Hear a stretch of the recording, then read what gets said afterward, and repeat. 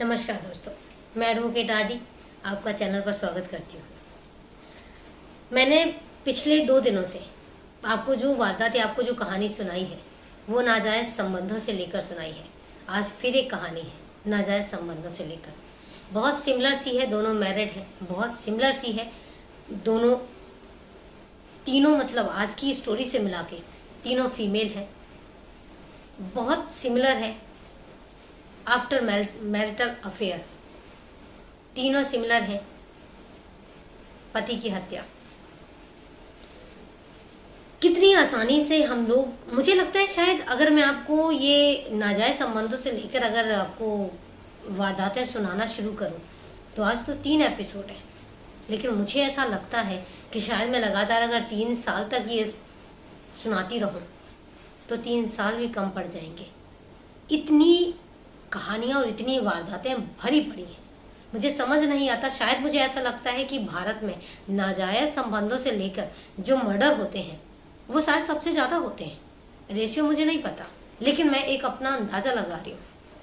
मुझे अच्छा लगता है। फॉरेन भी ठीक है, जिसके साथ आप जब तक रहते हो तब तक रहते हो, उसके बाद आपको नहीं जम रहा, अब छोड़ा और अपना नेक्स्ट मूव ऑन किया। मेरे हिसाब से सबसे बेस्ट है, क्योंकि ज़िंदगी, किसी की ज़िंदगी लेकर आप अपनी खुशियों को देख रहे हैं तो मुझे नहीं लगता कि ऐसी खुशी देखनी भी चाहिए। ऐसा नहीं होता है कि बाहर लोग प्रैक्टिकल नहीं होते। मुझे ऐसा नहीं लगता कि बाहर लोग अपने बारे में नहीं सोचते हैं। हर इंसान अपने बारे में सोचता है, लेकिन इतना नहीं सोचता होगा कि पता चला सिर्फ एक इज्जत के चल के कि मेरी इज्जत पे आँच नहीं आनी चाहिए, और उसके बाद अपने ही पार्टनर को मौत के घाट उतार देते हैं। और उसके बाद होता क्या है, फाइनली पकड़े जाते हैं। हाँ, कुछ केसेस ऐसे भी होंगे जिसमें नहीं पकड़े गए होंगे, लेकिन मोस्टली, और आज की डेट में जितनी टेक्नोलॉजी इम्प्रूवमेंट कर चुकी है उसके साथ तो मैं दावा करके कह सकती हूँ कि 99% केस जो है वो सॉल्व होते होंगे। तो मुझे ऐसा लगता है कि जब आप किसी इंसान से ऊब जाते हैं, या जब आपको ऐसा लगने लग जाता है कि आपको कोई और पसंद आने लग गया है। एक चीज़ मैं और आपको यहाँ पर बताना चाहूँगी। ये कहावत है कि दूसरे की थाली का लड्डू हमेशा मीठा लगता है। यही कारण है कि नाजायज़ संबंध पनपते हैं, जब हमें कोई दूसरा इंसान अपने इंसान से ज़्यादा अच्छा लगने लग जाता है। जब हमें कोई दूसरा इंसान, जब हमें दूसरे इंसान की अच्छाइयाँ अपने घर के लोगों की अच्छाइयों से ज़्यादा अच्छी लगने लग जाती हैं। हम उसकी कमियां नहीं देखते, हम दूसरे इंसान की कमियां नहीं देखते, हम सिर्फ और सिर्फ देखते हैं तो अपने घर वालों की कमियां, अपने घर वालों का पॉजिटिव पॉइंट नहीं देखते और दूसरे इंसान की कमियां नहीं देखते। जबकि हकीकत यही है कि कमियां दूसरे इंसान में भी हैं और अच्छाइयाँ आपके अपनों में भी हैं। जिस इंसान को आप मौत के घाट उतार रहे हैं ना, अच्छाइयाँ उसमें भी हैं। सोचने की ज़रूरत है, समझने की ज़रूरत है। वारदात शुरू करूं उससे पहले मैं आपको यही कहूंगी कि अगर आप चैनल पर नए हैं तो चैनल को सब्सक्राइब जरूर कीजिए, साथ में बेल आइकन जरूर प्रेस कीजिए। उससे होगा क्या कि जो भी फर्दर वीडियो अपलोड होंगे उसका नोटिफिकेशन आप तक आसानी से पहुंच जाएगा। और मैं इसलिए सब्सक्राइब करने के लिए कहती हूँ कि जितना ज़्यादा परिवार बढ़ेगा उतनी ही ज़्यादा सावधानियाँ भी होंगी, सतर्कता भी होगी, क्योंकि मेरा मकसद बताना ही नहीं, बचाना भी है। और हकीकत यही है कि आपके, मेरे और क्राइम के बीच में उतना ही फासला है कि हम सतर्क कितने हैं, हम सावधान कितने हैं। सोचने की ज़रूरत है, समझने की ज़रूरत है। वीडियो अच्छा लगे तो लाइक ज़रूर कीजिए, और अगर आप चाहते हैं कि मैं ऐसे ही मोटिवेट होकर आपको वारदात की कहानियाँ या कहानियाँ आपको बताती रहूँ तो प्लीज़ मुझे कमेंट करके ज़रूर बताइए, मुझे मोटिवेशन मिलता है। तो चलिए, ये रही। अब बात आती है सवाल की।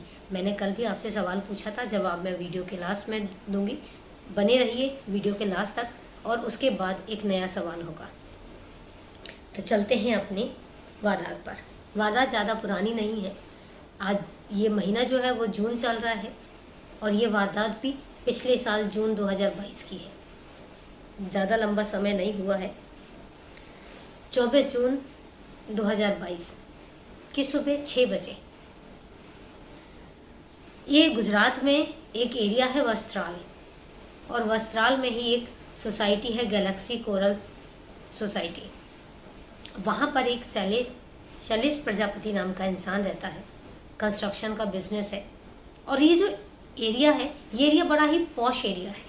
यहाँ पर वीआईपीज रहते हैं, वीवीआईपीज रहते हैं, तो एक हाई फाई सोसाइटी है ये। और वहीं पर ही शैलेश प्रजापति, उम्र महज 43 साल। इनका रोज का रूटीन था कि ये सुबह 6 बजे मॉर्निंग वॉक पर निकलते थे। उस दिन भी 24 जून 2022 सुबह 6 बजे ये मॉर्निंग वॉक पर निकलते हैं। महज थोड़ी सी दूर ही जाते हैं और पीछे से एक तेज रफ्तार पिकअप ट्रक आता है और इनको सीधा उड़ाता हुआ चला जाता है। आसपास के लोग इकट्ठे हो जाते हैं और इकट्ठे होकर जब वो हॉस्पिटल लेकर जाते हैं तो वहाँ पर जो डॉक्टर हैं, डॉक्टर ब्रॉड डेड डिक्लेयर कर देते हैं। जब वो ब्रॉड डेड डिक्लेयर करते हैं तो पुलिस वालों को इन्फॉर्म किया जाता है, पुलिस वाले आते हैं। अब उसके बाद यहाँ पर दूसरी तरफ होता क्या है कि जो बहुत देर हो जाती है और जो इनके दामाद हैं, ये दामाद जो शैलेश प्रजापति के जो ससुर हैं, जब काफ़ी देर तक देखते हैं कि मेरा दामाद जो है वो घर नहीं आया है, तो वो पुलिस को कॉल करते हैं। तब तक पुलिस वालों के पास ये एक्सीडेंट का केस पहुंच चुका था। उनको पता लग चुका था कि जो ससुर अपने दामाद के लिए इंक्वायरी कर रहा है, वो दामाद वही है जो हॉस्पिटल में डेड पड़ा हुआ है। वो बताते हैं कि ऐसे ऐसे करके हॉस्पिटल में डेड बॉडी है। घर वाले भाग कर आते हैं हॉस्पिटल में और बॉडी की शिनाख्त की जाती है।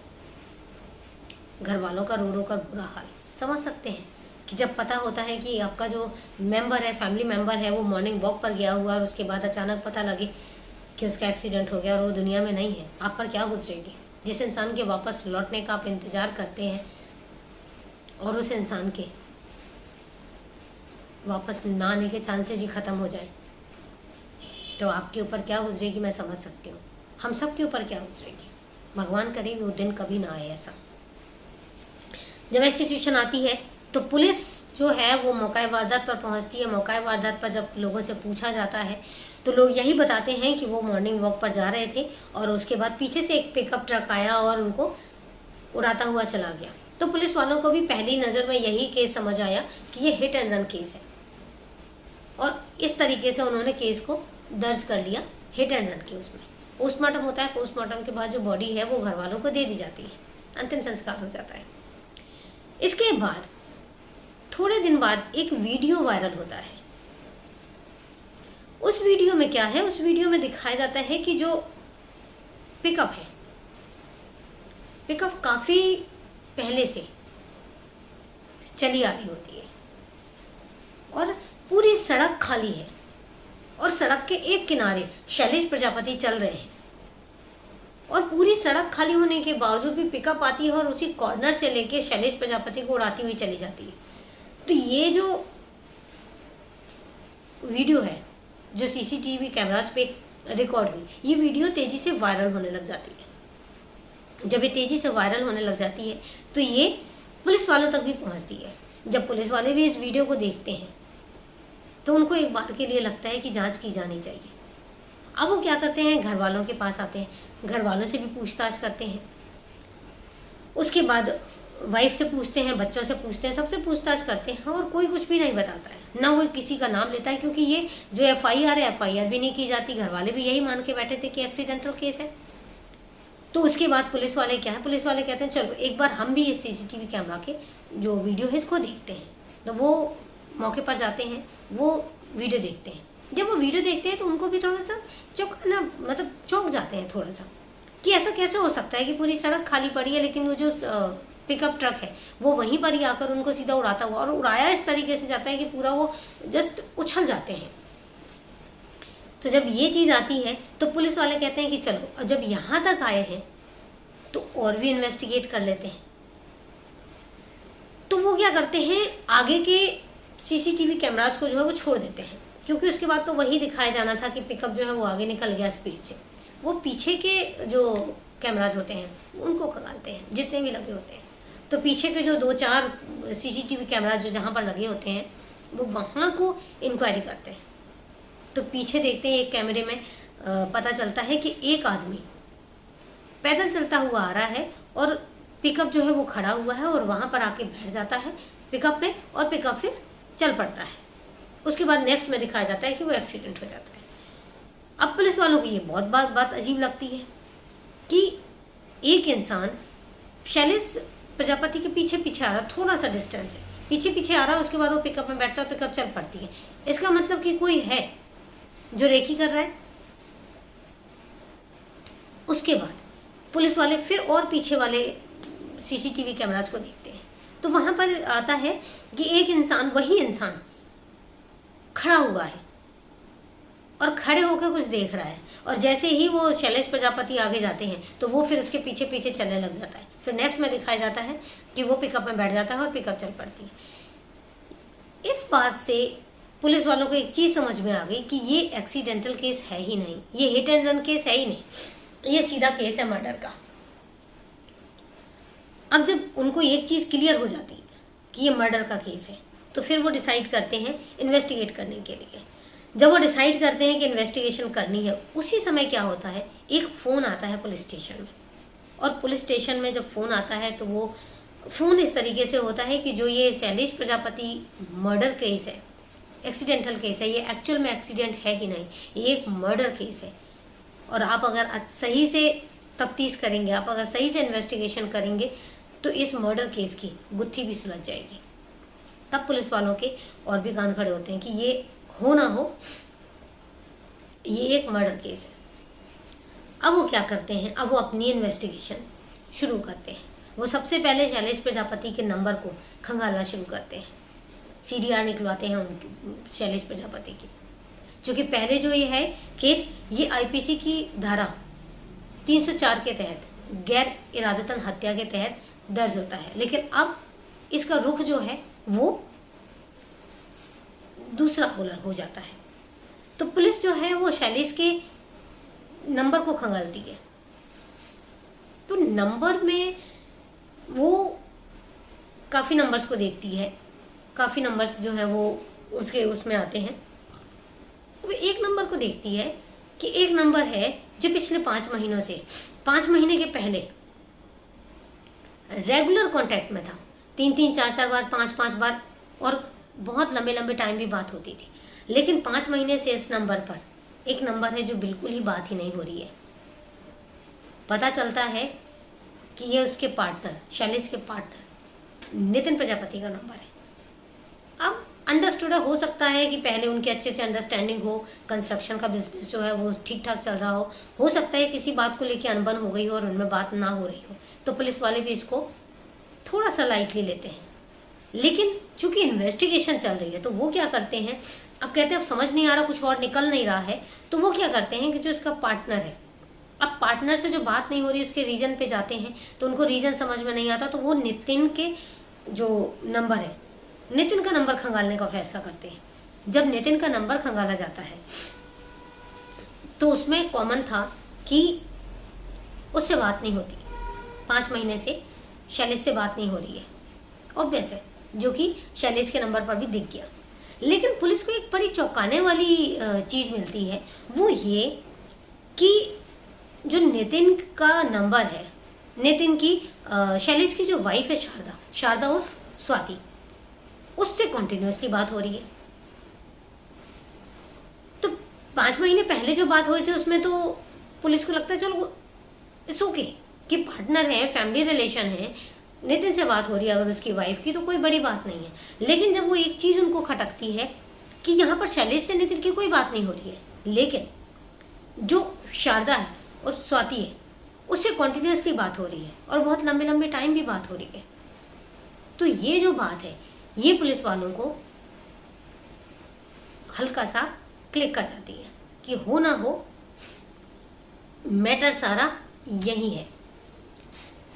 जब इसके बाद पुलिस अब इन्वेस्टिगेशन और आगे करती है, इवन जो नितिन और शारदा के नंबर जो कांटेक्ट में थे वो मर्डर से 1 दिन पहले भी थे, मर्डर के बाद भी कांटेक्ट में रहते हैं, बात होती है, लंबी लंबी बात होती है, तो पुलिस वालों को बहुत अटपटा लगता है। जब वो आसपास पूछताछ शुरू करते हैं तो पूछताछ में उनको दबी दबी आवाज़ में बहुत कुछ पता लगता है। उनको पता लगता है कि नितिन का जो है शैलेश के घर में आना जाना था, 5 महीने से, लेकिन कुछ हफ्तों से ऐसा है कि वो उनके घर नहीं आ रहा है। लेकिन उससे पहले उनके घर में बहुत आना जाना था। वो तब भी आता था जब शैलेश होता था, वो तब भी आता जब शैलेश नहीं होता था। शैलेश की गैर मौजूदगी में भी नितिन का उनके घर पर आना जाना था। पुलिस वालों को बात थोड़ी सी अटपटी लगती है कि आखिर 5 महीने से उनके घर में उनका आना जाना क्यों नहीं है। इस चीज़ की इन्वेस्टिगेशन वो बहुत साइलेंटली और बहुत डीपली करते हैं। तो जो उनकी फैमिली मेम्बर्स हैं और बहुत लोगों की दबी जुबान से नहीं, अब ओपनली कुछ बातें हैं जो बहुत क्लियर होने लग जाती हैं, और बहुत सारी बातें हैं जो सामने आने लग जाती हैं। बात सामने आती है कि नितिन और शैलेश ये कंस्ट्रक्शन में पार्टनर होते हैं। दोनों का घर आना जाना था। नितिन शैलेश के घर आता था, फ्रिक्वेंटली आता था, मतलब बहुत बार आता था। इन बिटवीन शारदा और नितिन की फ्रेंडशिप हो जाती है। फ्रेंडशिप होते होते धीरे धीरे इनकी दोस्ती हो जाती है, गहरी दोस्ती हो जाती है, और उसके बाद दोनों में अफेयर हो जाता है। जब दोनों में अफेयर हो जाता है तो पहले तो शैलेश को पता नहीं लगता, लेकिन बाद में शैलेश को भनक लगती है। जब शैलेश को भनक लगती है तो वो शारदा से बात करता है। इन दोनों के बीच में लड़ाइयाँ भी होती हैं, लेकिन वो नितिन से कोई बात नहीं करता। वो क्या बात करे उसकी वाइफ के रिगार्डिंग, लेकिन वो बात इसलिए भी नहीं कर पाता क्योंकि उसके पास कोई प्रूफ भी नहीं था। वो सिर्फ एक शक के उसमें चल रहा था, या कहीं सुनी बातों पे चल रहा था। तो उसने नितिन से कोई बात नहीं की, वो सिर्फ अपनी वाइफ से बात कर रहा था। लेकिन वाइफ है कि लगातार इनकार करे जा रही थी। अब शैलेश के पास कोई प्रूफ भी नहीं था कि वो प्रूफ कैसे करे। इन्हीं सब चीज़ों के चलते शैलेश ने क्या किया कि एक हिडन कैमरा अपने बेडरूम में लगा दिया, सिर्फ ये जानने के लिए कि अगर नितिन घर पर आता है तो आखिर वो क्या करता है, कहाँ बैठता है, कहाँ उठता है, उसका जो घर पे आने के बाद एक्टिविटीज़ है वो उसको रिकॉर्ड करना चाह रहा था। तो उसने हिडन कैमरा अपनी वाइफ को भी नहीं बताया और अपने बेडरूम में लगा दिया। जब वो अपने बेडरूम में हिडन कैमरा लगाया तो महज 2 दिन के बाद ही उसको प्रूफ मिल गए, और वो ऐसे प्रूफ मिले जिसको एक हस्बैंड अपनी वाइफ को इस पोजीशन में देखना ही नहीं पसंद करेगा। और जब इस रिगार्डिंग बात होती है तो शैलेश स्ट्रिक्टली शारदा को मना कर देता है कि अब के बाद नितिन घर पर नहीं आएगा, और वो नितिन से सारे कॉन्टैक्ट ख़त्म कर लेता है, उससे बात करना बंद कर देता है। साथ ही वो शारदा को स्ट्रिक्टली मना कर देता है। अब शारदा को लगता है कि आखिर क्या किया जाए, अब इस तरीके से तो हम मिल ही नहीं पाएंगे। वो नितिन से बात करती है, और उसके बाद सोल्यूशन उसको एक ही समझ में आता है। उसको एक और डर था कि पता नहीं अब नितिन जो शैलेश है वो क्या स्टेप लेगा, इसलिए वो नितिन से बात करती है और नितिन से ये भी कहती है कि अगर शैलेश जिंदा रहा तो हम मिल नहीं पाएंगे, और मैं तुमसे बिना मिले रह नहीं सकती। वारे रिलेशन, क्या ही बोलूं। तो नितिन कहता है कि चलो मैं देखता हूँ, मैं कुछ करता हूँ। इसके बाद एक सुपारी किलर यासीन नाम का उसको हायर किया जाता है।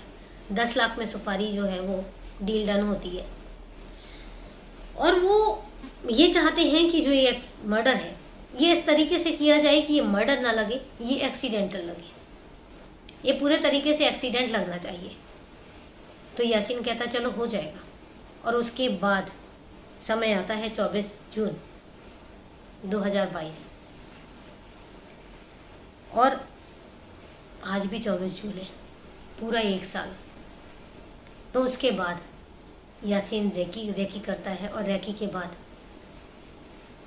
इस जो सेम 24 जून 2022 की सुबह जब शैलेश मॉर्निंग वॉक पर निकलते हैं तो पीछे से पिकअप ट्रक उनको उड़ाता हुआ चला जाता है।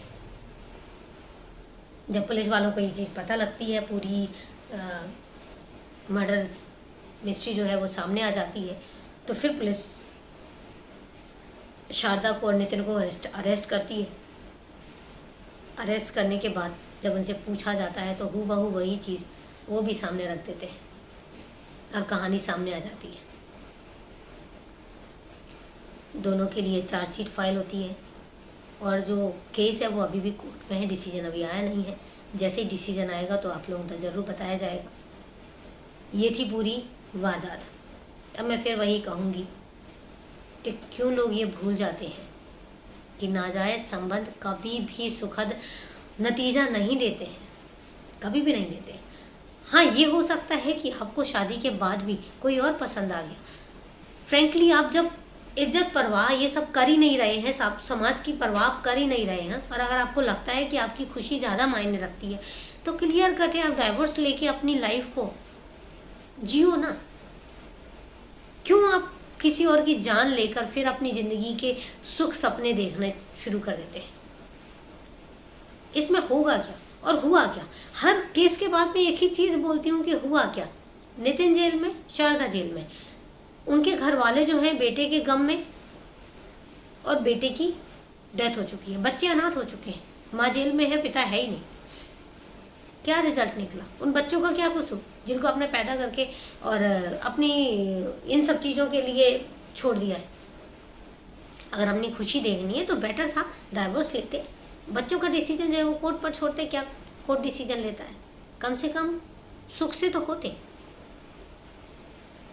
ये थी पूरी वारदात। सोचने की ज़रूरत है, समझने की ज़रूरत है, क्योंकि ये बहुत दुखद होते हैं। जब भी मैं कोई इस तरह की क्राइम स्टोरी सुनती हूँ दिल दहल जाता है कि लोग सिर्फ इतना सेल्फिश कैसे हो सकते हैं। पर क्या ही कहें, सच्चाई यही है। ये थी पूरी वारदात। अब बात आती है सवाल और उसके जवाब की।